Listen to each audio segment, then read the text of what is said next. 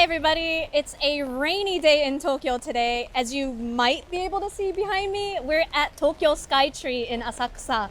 And today we're gonna show you another museum, but it's gonna be pretty different from what we've been showing you guys lately. Today we're visiting the Tobacco and Salt Museum, just located just down the street from Tokyo Skytree. So if you're paying a visit to Japan, here's one thing that will definitely be a unique experience for you. You guys ready? Holding an umbrella, but here we go. Itadakimasu. Let's dig in.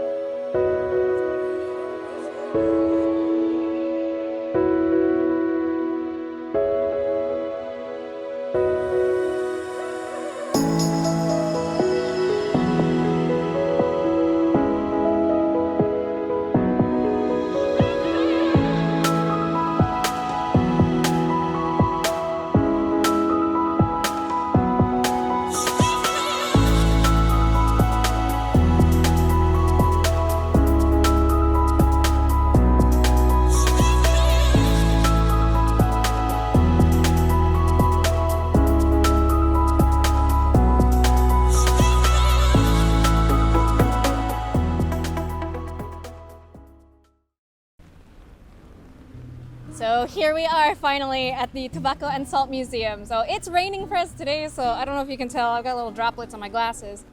Great day to wear glasses, but I'm really excited to hop into the museum and see what there is to learn about tobacco and salt, because it's one of those subjects that doesn't really come up when I think, oh, I want to learn about Japan, right? But apparently Japan has a really interesting history with the tobacco and salt industries. I mean, Japan's not anywhere near any like salt mineral deposits, so how do they get their salt? From the ocean, right? I don't know much about it other than that, so I'm excited to learn some stuff about that. I'm always excited to learn, so yeah, let's go check it out.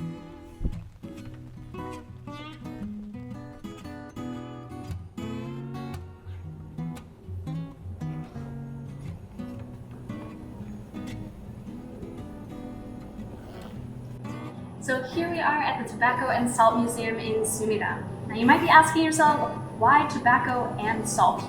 Why are these two things together? There's a good reason for that. The Japanese government used to have a monopoly on both of these products, and they're both kind of difficult to get in Japan. Tobacco comes from South America, and so it had to be imported. And then salt is actually kind of hard to get here. We don't have huge mineral deposits like big rocks or, where salt usually comes from in other countries. You have to get it from the ocean. But even then, there's some issues with that. But we'll go into that later, because in part one, we're going to be showing you all about tobacco. If you want to know more about salt, wait out part two. Wait out? Because in part one, we're going to be showing you all about tobacco, and in part two, we'll delve into salt. Okay, are you ready to check it out? I'm excited to learn something new. All right, let's go. So the first thing that you see when we go into the tobacco-related area of the museum is something I don't think any of us expected to see when we walked in. This is the Palenque Ruins. I think I'm saying that right. And the reason it's here is this guy.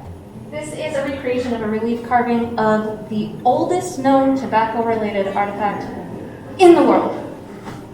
Check him out.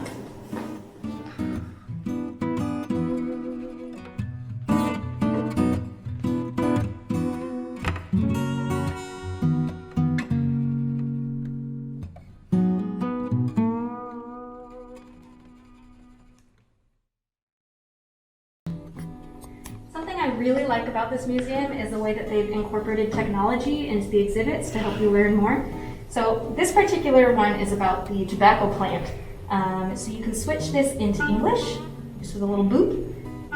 And you can click on this so it talks about the cultivation of tobacco plants and what they're related to. Something that I didn't know is that when farmers are growing tobacco plants, they actually snip off the flowers so that more nutrients go into the leaves, because that's the thing that they want to focus on. That's the thing that they're trying to produce. I also didn't know that they're related to petunias, so that's really interesting. Ooh, Tamarillo. It's a tree tomato.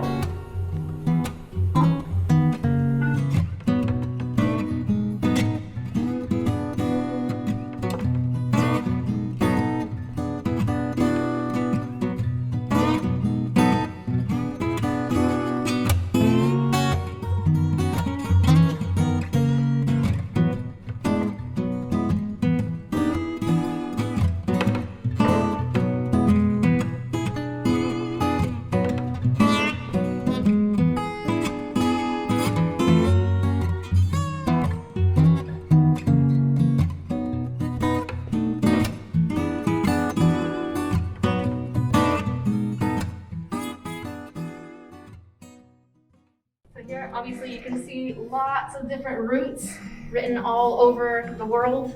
This is the path that tobacco took throughout the ages. And it's got little snippets about the age of exploration, excuse me. A video right here. So this section is a huge display of pipes from all over the world, from all different eras. And it's really easily split up into different sections. As you can see, there's red and there's blue. The blue ones are Western style pipes, so from Europe and America. And then the red is from Asia, so Middle East to Asia. And so you can take a look and kind of compare the two and see how they're different.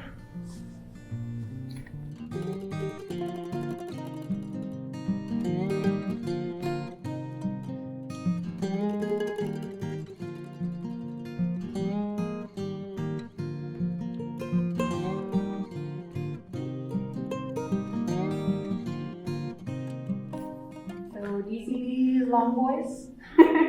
The reason why they're so long is because they were made for people to use while they were on horseback. So they actually stick the bottom part into the ground, and then they just smoke from their horses. And you can see these are really interestingly decorated. Not my personal style, but it's very interesting. I like the little horse and that one. It's cute.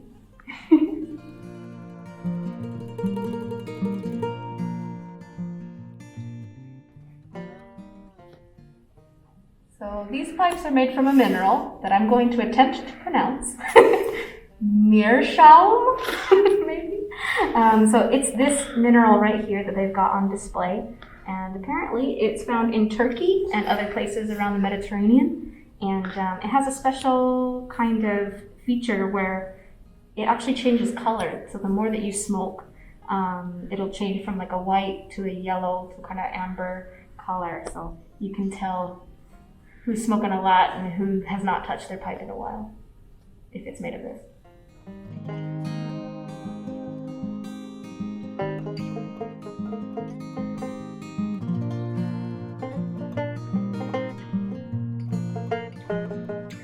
Would you like to put something like a Napoleon's head and smoke it?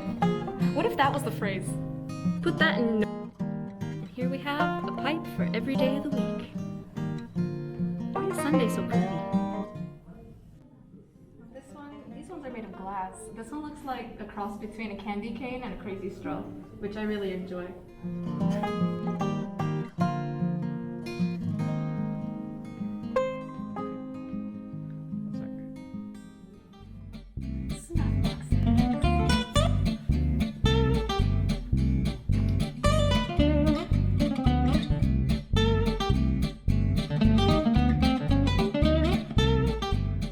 That these peace pipes existed. So these are from North America.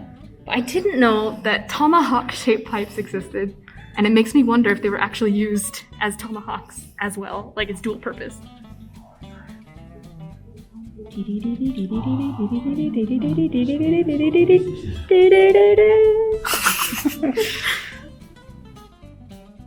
So this shape, these are from China, but these are also basically the same shape as ones that were commonly used in Japan when tobacco first came into use. So they're called kiseru. And as you can see, they're really intricate and just really long and straight. They're very reserved kind of shapes. I don't know. They're not as ornate or decadent as the Western pipes that we've been looking at. So it's really interesting to see even the cultural differences, just what is considered beautiful or something that you want to use every day. This guy looks like he had a really bad day. Just I just wanted to have a smoke.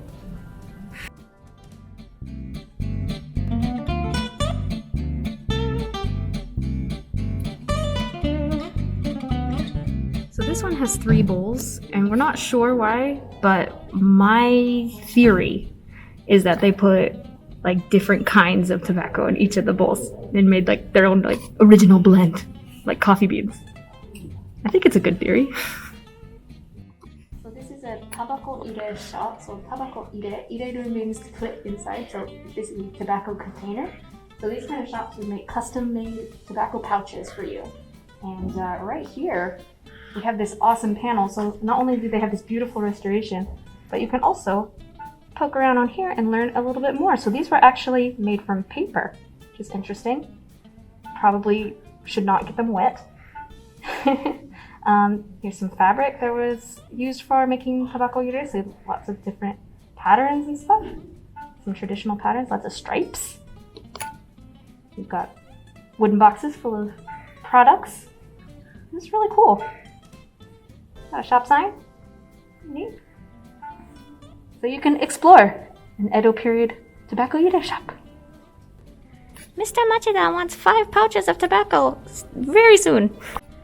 Could you please ask him to wait? We've got so many orders today. We can't fulfill them all. Don't worry, I'm on it. Chop, chop, chop, chop, chop, chop, chop, chop, chop, chop, chop. So for fans of ukiyo-e, they also have ukiyo-e related to tobacco here as well. They change these out every month or so because the light can be degrading on the items, but yeah, it's very cool to check out.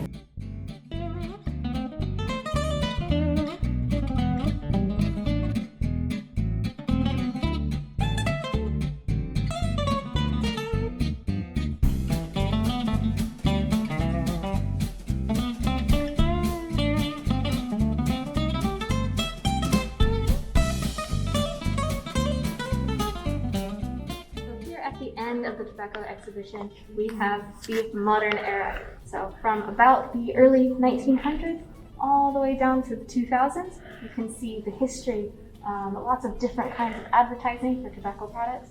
You can also see how the industrial era affected the production of tobacco. And yeah, there's a lot to delve into there, so let's check it out.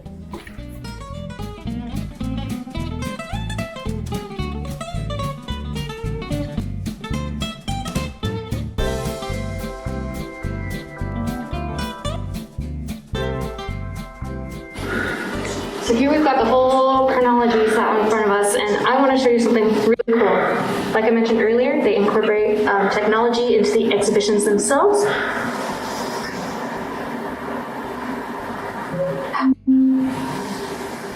Ta-da! This is really cool. So I've touched on advertisements. So the whole explanation for advertisements comes up. You can learn about early monopoly era tobacco.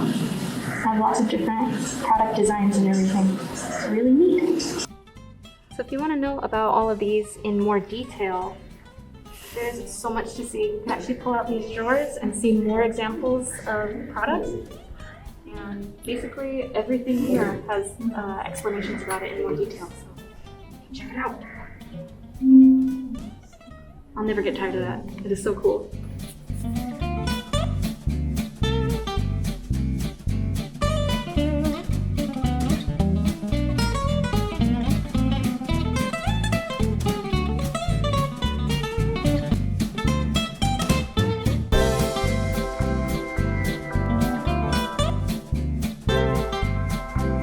This concludes part 1 of our exploration of the Tobacco and Salt Museum. We checked out tobacco today, so in part 2, we're going to check out salt, okay? Make sure you check us out at itadakimasu.net, where you can find out so much more about everything that we do, and we'll see you guys in part 2. Bye!